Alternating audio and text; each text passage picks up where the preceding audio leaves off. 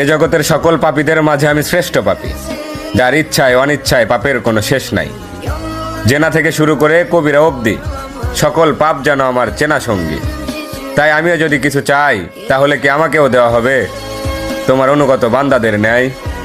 কেননা আমি শুনেছি তুমি রহমান, তুমি রহিম, তুমি এমন এক আল্লাহ যার কাছে চাওয়ার মতো চাইলে নাকি ফিরিয়ে দিতে লজ্জা পাও বান্দার হাত। তাই এবার আমিও তোমার চরণে উৎসর্গ করে দিলাম আমার শান্তির ঘুমের নিশিরাত। অতঃপর তুমি নাকি এই নিশিরাতেই বলো, বান্দা কার কি লাগবে চেয়ে নাও।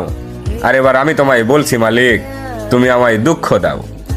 সুখে থাকলে হয়তো তোমায় ভুলে যেতে পারি, হতে পারি কারো কৃত দাস, কারণ আমি আদম সন্তান, পাপ করা আমাদের পুরনো অভ্যাস।